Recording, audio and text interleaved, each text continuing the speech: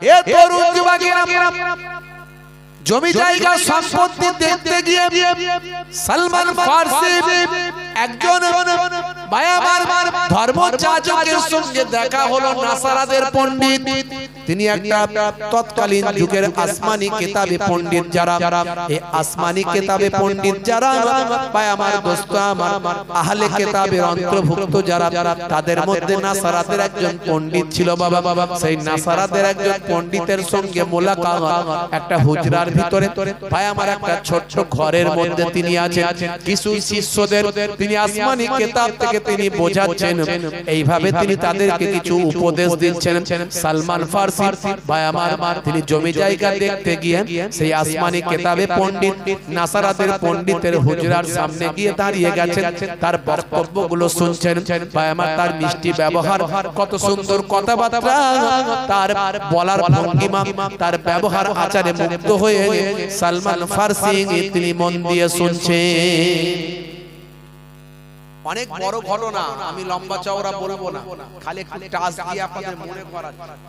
সালমান ফারসি রাদিয়াল্লাহু তাআলা আনহু সেই সময় নাসারাদের এই পণ্ডিতের কথায় মুগ্ধ হয়ে ভাবলেন, এই আমার আগুনের থেকে এই পণ্ডিতের কথা ভালো, এই পণ্ডিত যাকে খোদা বলে মানে আমি তাকে মানব। পরের দিনে সেই পণ্ডিতকে গিয়ে বললেন, নাসারাদের পণ্ডিতকে গিয়ে বললেন, পণ্ডিতজি আমি আসল প্রভুকে পেতে চাই। তিনি বললেন, ভাই আসল পণ্ডিত আসল প্রভুকে পেতে গেলে তুমি এই আমার কাছ থেকে যদি সন্ধান লাভ করো তাহলে আমি বিপদের মধ্যে পড়ব। এক কাজ করো, তুমি অমুক জায়গায় চলে যাও, ওইখানে একজন পণ্ডিত আছে, তার কাছ থেকে শিক্ষা নাও। এইভাবে শিক্ষা নিতে নিতে নিতে নিতে তিনি আবার অন্যের অ্যাড্রেস দিলেন, তিনি আবার অন্যের অ্যাড্রেস দিলেন। সালমান ফারসি একটা বিশাল বড় জমিদার ফ্যামিলির সন্তান হয়ে, এত বড় একজন ধর্মীয় যাজকের সন্তান হয়ে তিনি সব ত্যাগ করে, গোপনে বাড়ি ত্যাগ করে সেই বাবা নাসারাদের পণ্ডিতের কাছে গিয়ে আসমানি গ্রন্থের জ্ঞান অর্জন করতে লাগলেন। এক সময় সেই নাসারাদের পণ্ডিত বললেন, সালমান তুমি যে প্রভুকে খুঁজছো, এত ত্যাগ করেছো, এত কষ্ট করেছো, তোমার সঙ্গে আমি প্রতারণা করতে পারবো না। ডিটেইলস আছে, তিনি কয়েকবার কয়েকজন পণ্ডিতের কাছে গিয়ে জ্ঞান লাভ করেছিলেন, অত ডিটেইলস আমি বলতে পারবো না। সর্বশেষ কথা হলো যেটা, যে তোমাকে আমি কখনো প্রতারণা করব না। আমি আমার দীর্ঘ অভিজ্ঞতায়, দীর্ঘদিনের গবেষণায় এই ইনজিল শরীফ, তাওরাত শরীফ, জাবুর শরীফের আলোকে এগুলো আসমানি কিতাব নিয়ে গবেষণা করে আমি যা পেয়েছি, একজন মানুষ পৃথিবীতে আসবেন যিনি তোমাকে মহান স্রষ্টার সন্ধান দিতে পারে। এই আসমানি কিতাবগুলোতে আমরা পেয়েছি তিনি যেখানে আসবেন সেই জায়গায় ঘন ঘন খেজুর গাছের বাগান হবে। 2 নাম্বার, সালমান ফারসি তুমি সেই জায়গায় সন্ধান করবে, সেই জায়গায় খবর নেবে যেখানে ঘন ঘন খেজুর গাছের বাগান পাবে, জানবে সেখানেই প্রভুর দূত, সেখানে তিনি থাকবেন আর তিনি তোমাকে মহান স্রষ্টার সন্ধান দিতে পারবেন। মনে রাখবে, শুধু একটা নিশানা নয়, আমি তোমাকে আরো দুটো সংবাদ দিই, দুটো নিশানা বলে দিয়ে যায়। 2 নাম্বার হলো যখন তুমি এই রকম কোন মহামানবকে বুঝতে পারবে, মহান ব্যক্তির খবর পাবে, তখন তুমি দেখবে তাকে যদি কোনো সদকার খানা দেওয়া হয়, সদকা দান, এই দানের খানা যদি দেওয়া হয়, সদকার খানা যদি দেওয়া হয়, তখন তিনি নিজে খাবেন না, নিজে নেবেন না, তিনি বলবেন আমি সদকার খানা খাই না। এটা তুমি পরীক্ষা করে নেবে সালমান। হে তরুণ যুবকেরা, আরো দুটো তোমাকে নিশানা বলে দিই সালমান। 3 নাম্বার হলো যখন তাকে কোনো তোহফা দেবে, গিফট দেবে, উপহার যখন তাকে দেওয়া হবে, তিনি নিজে উপহারটা গ্রহণ করবেন। এই উপহার তিনি গ্রহণ করবেন। কোন খাদ্য যদি উপহার দেওয়া হয় তিনি নিজে খাবেন, তার সঙ্গীদের খেতে দেবেন। এই 3টে শর্ত বললাম, 3টে তোমাকে সিম্বল বলে দিলাম, উদাহরণ দিলাম। আর 4 নাম্বার হলো এই এত কিছু যখন মিলে যাবে, এই 3টে যখন মিলে যাবে, তখনও কিন্তু তুমি তার হাতে হাত দিয়ে তার শিষ্যত্ব গ্রহণ করবে না, অপেক্ষা করবে সে বাবা সালমান, কারণ তুমি অনেক কষ্ট করেছো, তুমি তোমার সব কিছুকে ত্যাগ করে দিয়েছো, তুমি তোমার সব কিছুকে ছেড়ে দিয়েছো, তুমি তোমার বাড়ি জমিদারি, তোমার রাখাল বাখাল, তোমার সম্পদ, তোমার মালমাতা, তোমার সম্মান, তোমার ইজ্জত সবকিছু তুমি বিলিয়ে দিয়েছো। তাই তোমাকে আমি সঠিক প্রভুর সন্ধান পাওয়ার জন্য বলে দিয়ে যাই, এই তিনটে সন্ধানও যদি মিলে যায়, তিনটে সূত্র যদি মিলে যায়, তবুও তার হাতে হাত দিয়ে তুমি শিষ্যত্ব গ্রহণ করবে না। 4 নাম্বার সূত্রের জন্য অপেক্ষা করবে, যিনি মহান প্রভুর আখেরি জামানার এই সময়কার যিনি মহান প্রভুর বায়ামার দূত হিসাবে পৃথিবীতে আসবেন, তার পিঠের উপর দুই কাঁধের মাঝখানে ঘাড়ের নিচে একটা গোল স্ট্যাম্প দেখতে পাবে। এই গোল স্ট্যাম্প দেখা পর্যন্ত অপেক্ষা করবে, যতক্ষণ না গোল স্ট্যাম্প দেখতে পাও ততক্ষণ পর্যন্ত তার কাছে নিজেকে আত্মসমর্পণ করবে না সালমান। মনে রাখবে এই গোল স্ট্যাম্পটা, এটার উপর লেখা থাকবে মুহাম্মদ রাসূল আল্লাহ, এই তিনটে কথা লেখা থাকবে মুহাম্মাদুর রাসূলুল্লাহ। যদি এই গোল স্ট্যাম্পটা তুমি দেখতে পাও, এটা হলো মাহারে নবুয়ত।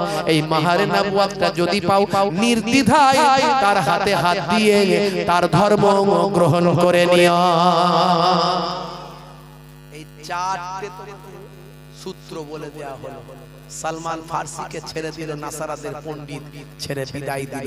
ভাই আমার, সব কিছুকে ত্যাগ করে তিনি মহান প্রভুর সন্ধানে চললেন, আর প্রভুর দূতের খোঁজেতে বেরিয়ে গেলেন। পারস্য দেশ থেকে তিনি ভাই আমার বেরিয়েছিলেন। এক সময় দেখা যায় তিনি রাজপুত্র ছিলেন, তার চেহারা ছিল সুন্দর, তিনি একজন বিখ্যাত একজন ব্যক্তি ছিলেন, বিখ্যাত সব ভাই আমার পরিবারের সন্তান ছিলেন। তিনি যখন হাঁটতে হাঁটতে ভাই আমার দিকভ্রান্তের মতো কোথায় খেজুর গাছের বাগান খুঁজে পাবো, কোথায় বেশি বেশি খেজুর গাছ খুঁজতে খুঁজতে যখন তিনি যাচ্ছেন, একদল বণিকের সঙ্গে, ব্যবসায়ীর সঙ্গে তার মোলাকাত। এই ব্যবসায়ীরা নাম ঠিকানা অ্যাড্রেস জানতে পেরে দেখলো এই লোকটা ঘর থেকে বেরিয়ে গেছে, এই লোকটা তো পাগলের মতো খুঁজছে, প্রভুকে খুঁজছে, তার মানে এই লোকটাকে বিক্রি করা যেতে পারে। এখনকার যুগে গরু ছাগল বাজারে বিক্রি হয়, 1450 বছর আগে তখন মানুষ বাজারে বিক্রি হতো। বুঝতে পারছেন? আপনারা জানেন হযরতে ইউসুফ আলাইহিস সালাতু ওয়াস সালামকে বাজারে বিক্রি করে দেয়া হয়েছিল, মনে আছে? এই ঘটনা ওয়াজ আপনারা শুনেছেন। কূপ থেকে, কুয়া থেকে তুলে নিয়ে গিয়ে বাজারে বিক্রি করে ভাই আমার সেই মিশরের বাদশার উজিরটাকে খরিদ করে নিয়ে গিয়েছিল। সেই উজিরের কাছ থেকে আমার আল্লাহ মিশরের বাদশাটাকে বানিয়ে দিয়েছিলেন। ইউসুফ নবীর ঘটনা আপনাদের জানা আছে। তখন মানুষ বিক্রয় হতো। তো সালমান ফারসিকে ভাই আমার তারা কি করলো, প্রলোভন দেখিয়ে বুঝিয়ে সুঝিয়ে নিজেদের সঙ্গে হাঁটতে হাঁটতে নিয়ে গেল তো গেল মদিনার বাজারে গেল। মদিনার বাজারে গিয়ে ইহুদির কাছে বিক্রি করে দিয়েছে। ইহুদির কাছে বিক্রি হয়ে গিয়েছিল। ইহুদির বাড়িতে কাজ করতে গেছেন সালমান ফারসি, যার বাড়িতে অসংখ্য লোক কাজ করে, তিনি আবার অন্যের বাড়িতে বিক্রি হয়ে গিয়ে তার বাড়িতে কাজ করে। ভালো করে মনোযোগ দিয়ে শুনবেন, এই ঘটনা আমি বলেছি, নতুন করে বলবো না, বিশাল অনেক বড় ঘটনা। তো ইহুদির বাড়িতে কাজ করতে গিয়ে দেখে ইহুদির যে বাগানে আমাকে নিয়ে যাওয়া হচ্ছে, সেই বাগানটাই হলো খেজুর গাছের বাগান। মনের দুঃখ সব ভুলে গেল। আজকে আমি অন্যের বাড়ির গোলাম হয়েছি বটে, কিন্তু আজকে যে জায়গায় আমি এসেছি এটা কিন্তু আমার 1 নাম্বার শর্ত মিলে গেছে, আমার হৃদয়ে আনন্দ ভরে উঠেছে। মনে হয় হয়তো আমি মহান প্রভুর দূতকে এখানে খুঁজে পাবো। ভাইরা আমার, একটার পর একটা সালমান ফারসির শর্ত মিলে গিয়েছিল। কিভাবে মিলেছিল সেগুলো আমি আর নতুন করে বলতে গিয়ে সময়কে নষ্ট করব না। শেষে দেখা গেল বিশ্ব নবীর কাছে মাঝে মাঝে সময় পেলে যান। নবীজি বলেন, সালমান তুমি ইহুদির কাছ থেকে মুক্তি নিয়ে নাও, কেন আর ইহুদির গোলামতি করছো, চলে এসো আমার দরবারে। ইহুদিকে গিয়ে বলল, হে আমার মালিক, আমাকে মুক্তি দাও। কি পেলে মুক্তি দেবে বলো? মালিক বলল, তোমাকে মুক্তি দিতে পারবো না, তোমার মতো এত ভালো কাজের লোক আমি আর পাবো না। সালমান বলে, আমাকে মুক্তি দিতে হবে, আমি ছাড়বো না, আমি আর কাজ করব না। আমি বিশ্ব নবীর শিষ্য হয়েছি, নবীর খেদমতে থাকব, নবীর কাছে গিয়ে আমি স্বাধীনতা অর্জন করব, আমি নিজের পায়ে দাঁড়াবো, নিজের জীবন নিজেকে তৈরি করব, আমি আর দাসত্বের মধ্যে থাকবো না। কি দিলে তুমি আমাকে মুক্তি করবে বলো? তখন ইহুদি দেখলো যে নিরুপায়, একে এমন একটা কথা বলতে হবে সাপও মরবে লাঠিও ভাঙবে না। তাই ইহুদি বলল যে মুক্তি তোমাকে দিতে পারি, 300টা চারা গাছ, 300টা চারা গাছ, খাজুর গাছ বসিয়ে দিতে হবে, একটাও যেন মার না খায়, প্রত্যেকটা গাছ বড় হবে, তাতে ফল হবে, একটাও না ফলবিহীন হয়। যদি এইভাবে 300টা চারা গাছ তৈরি করে দিতে পারো, এটা হলো 1 নাম্বার শর্ত। 2 নাম্বার 600 দিরহাম যদি দিতে পারো, এই দুটো শর্ত আমার গ্রহণ করতে হবে। যদি মানতে পারো তবে মুক্তি পাবে। সালমান ফারসি তিনি চিন্তা করলেন, সর্বনাশ, এটা কি সম্ভব? এটা কি মানা সম্ভব? আল্লাহর নবীর কাছে গিয়ে দাঁড়িয়ে আছে। নবীজি বললেন, কি হলো সালমান, কি হলো? বলে, হুজুর, এ মুক্তি ইহুদি দেবে না। তার মানে? বলে, এমন এমন শর্ত দুটো চাপিয়েছে যেটা সম্ভব নয় আমার জন্য। কি শর্ত? নেই, এত দিরহাম দিতে বলেছে। বলে, ঠিক আছে, ওটা নালে মেনে নিলাম। আর কি? বলে, এইরকম এরকম চারা গাছ বসিয়ে দিতে হবে, সেই গাছ বড় হবে, ফল হবে, একটাও বীজ যাবে না, তবে ছাড়। বুঝতে পারছো? বিশ্ব নবী বললেন, সালমান, চিন্তা করো না, তোমার জন্য আমি রাসূলুল্লাহ ইহুদির ওই বাগানে চলে যাব। আল্লাহর নবী সাহাবীদের বললেন, হ্যাঁ গো, সালমানকে মুক্তি করতে হবে, টাকা দাও। বলার সঙ্গে সঙ্গে নবীর ভক্তরা টাকা দেওয়ার জন্য, টাকা তো দূরের কথা, জীবন দেওয়ার জন্য রেডি। আল্লাহর নবীর এমন ভক্ত, জীবন দেওয়ার জন্য রেডি। ভাই আমার, তারা সঙ্গে সঙ্গে যে যার টাকা যার যেমন ছিল সাহায্য সহযোগিতা করে, ইহুদি যতটা চেয়েছে, যত টাকা চেয়েছে, সব জড়ো হয়ে গেল। একটা শর্ত পূরণ হয়ে গেল, কিন্তু এবারে চারা গাছ বসাতে হবে, একটাও মিস যাবে না। এমন করবে কেমন করে? বিশ্ব নবী বললেন, সালমান, চলো আমি যাই, চলো আমি যাই। কোথায়? তার বাগানে চারা গাছ বসাতে হবে, সেখানে চলো। সঙ্গে হযরতে আলী মুর্তজা কারামাল্লাহু ওয়াজহুকে নিলেন। হে তরুণ যুবকেরা, হে আমার বন্ধুরা, শুনে রেখে দিন বাবা, জেনে রেখে দেন। ইহুদি চিন্তা করল, যিনি আসছেন শুনছি তিনি হলেন আখিরি জামানার পয়গম্বর। চারিদিকে তার নিয়ে আলোচনা, চারিদিকে তার নিয়ে গবেষণা, তিনি যা বলেন সেটা হয়ে যায়। তিনি যখন আসছেন, তাহলে না জানি খাজুর গাছ যা শর্ত দিয়েছি সেটা যদি পূরণ হয়ে যায়, তাহলে আমাকে সালমানকে বিদায় দিতে হবে, সালমানকে আমাকে ছাড়তে হবে। এই চিন্তা করে চারা গাছ বসানোর আগে, হে তরুণ যুবকেরা, যে চারাগুলো করা হয়েছিল, যে খাজুরগুলো দেয়া হয়েছিল, কিছু খাজুর ভাই আমার খাজুরের বীজগুলোকে আগুনে পুড়িয়ে দিল। আগুনে পুড়িয়ে দেওয়ার পরে আল্লাহর নবী যাবার পর ওই পোড়া আগুনের বীজগুলো হাতে দিয়ে বলেন, এই বীজগুলো থেকে চারা গাছ তৈরি করে এখান থেকে খেজুর বানিয়ে আমাকে দেখাতে হবে। হে তরুণ যুবকেরা, হে আমার বন্ধুরা, শুনে রেখে দিন বাবা, জেনে রেখে দেন। আল্লাহর নবী দো জাহানের বাদশা হাবিবুল্লাহ তাই করলেন। বাবা, বাবা ইহুদি, বাবা আগুন এই বীজগুলোকে বাবা পুড়িয়ে দিয়েছো। বাবা বলে, হ্যাঁ, এই পুড়িয়ে দেওয়া বীজগুলো থেকে আপনাকে তৈরি করতে হবে, তবে আমি সালমানকে বাবা পাঠাবো। এমন সময় আল্লাহর নবী হযরতে আলী মুর্তজা কারামাল্লাহু ওয়াজহুকে নিলেন, সঙ্গে সালমান ফারসিকে নিয়ে বললেন, বাবা আলী, তুমি গর্ত খুলতে খুলতে চলে যাও, পেছন দিকে তাকাবে না। বাবা সালমান, তুমি পানি দিতে দিতে চলে যাবে, পেছন দিকে তাকাবে না। বিশাল বড় জমিতে, হে তরুণ যুবকেরা, আল্লাহর নবী একটা করে বীজ বপন করলেন, মাটিটা চাপা দিলেন, আর পেছনে ছিলেন সালমান। সালমানকে বললেন, পানি ঢালতে ঢালতে আসো, পানি তুমি পেছন দিকে তাকাবে না। এইভাবে যখন শেষ 1 নাম্বার পর্যন্ত পৌঁছালেন, পৌঁছে গিয়ে তখন তিনি বললেন, এবার পেছন দিকে তাকাও, পেছন দিকে তাকানোর সঙ্গে সঙ্গে আল্লাহর কুদরতি ক্ষমতায় বিশ্বনবীর হাত থেকে ওই বাবা বীজ বপন করার ফলে বিশ্বনবীর নবুয়াতি হাতখানা পেয়ে ভাই আমার পেছন দিকে তাকিয়ে দেখেন প্রত্যেকটা বীজ এখন বসানো হয়েছে আর এখনই আল্লাহর কুদরতি ক্ষমতায় চারা গাছে পরিণত হয়েছে। জোরে হবে না?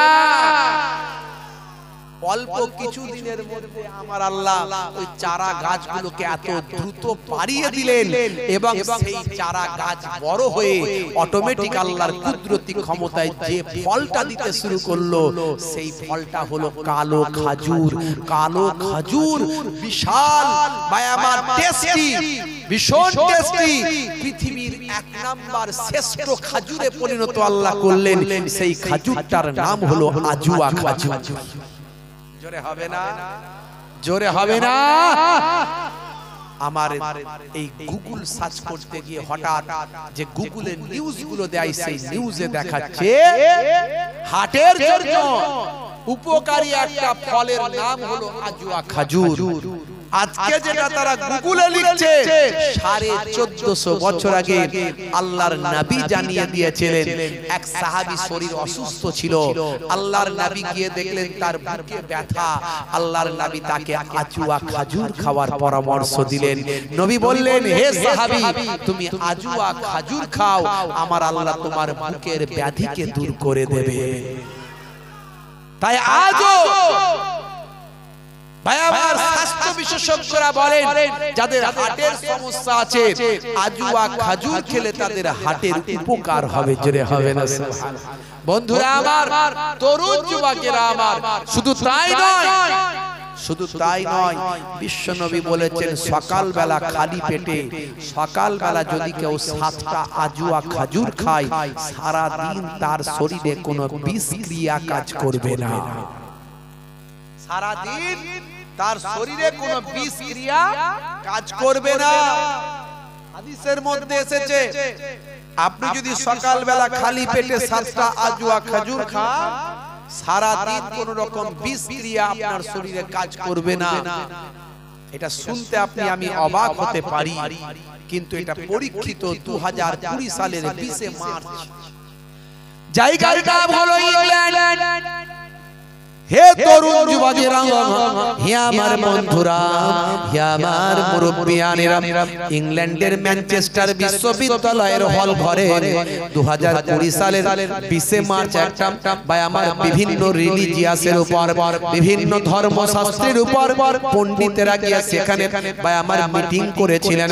ভাইরা আমার, তরুণ যুবকেরা আমার, এমন সময় বাবা ইহুদি, নাসারা, খ্রিস্টান থেকে শুরু করে পৃথিবীতে যত ধর্ম আছে ধর্ম ব্যক্তিত্বরা গিয়ে সেখানে ভাই আমার মিটিং করেছিলেন, আলোচনা করেছিলেন।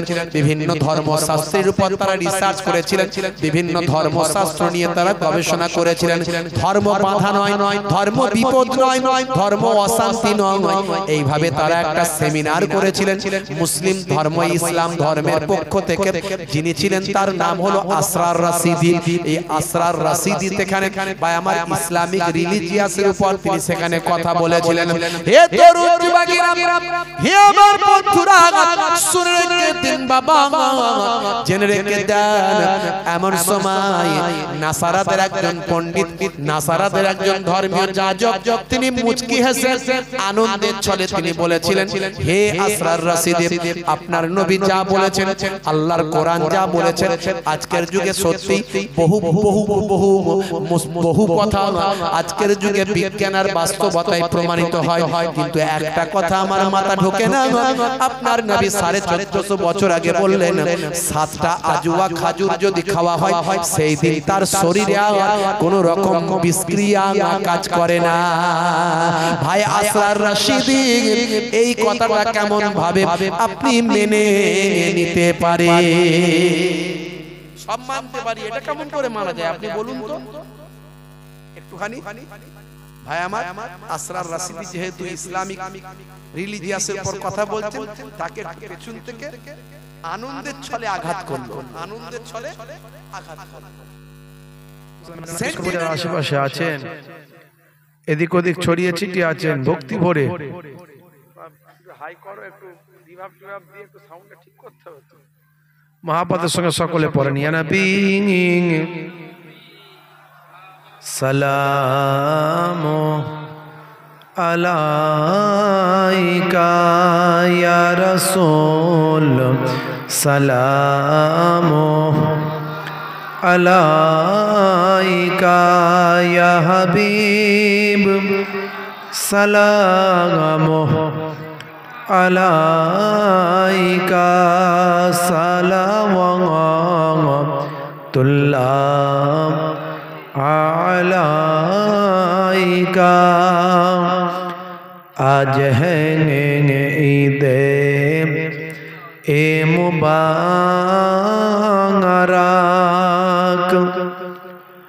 আজ হ্যাঁ রোজে এ মুসর্রাত आज है वक्त दिलादा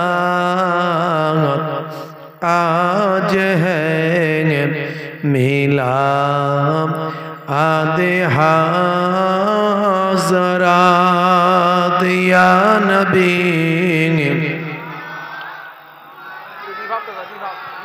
সাউন্ডটা ঠিক করেন, ফ্রেশ করেন।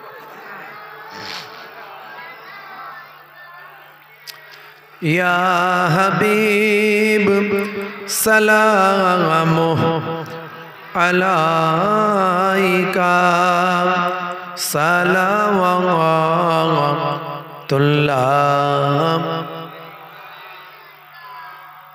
नबीना होए दुनियाई ना होए फरिश्ता खुदार হয়েছি উম্মত তো তোমার তার তরে শুকর লাখো বার ইয়া নবী সালামু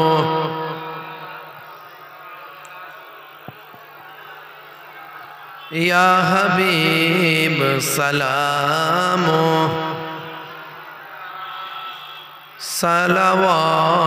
सलावतुल्लाह रसूलेर पिता अब्दुल्लाह हबीबेर माता আমিনা নবীজির নাতি দুজনা হাসান ইমাম হুসেন ইয়া নবী যাবেন না মাইক মে যাবেন না ইয়া রাসূল সালামু या हबीब सलामु अलाइका सलावतुल्लाह अलाइका कमिटीर लोग त्रिपुल भी चाओ दरूद शरीफ अल्लाहुम्मा सल्ली अला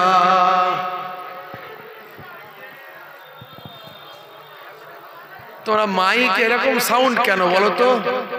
কম পয়সা দিয়ে নিয়ে এসছে নাকি?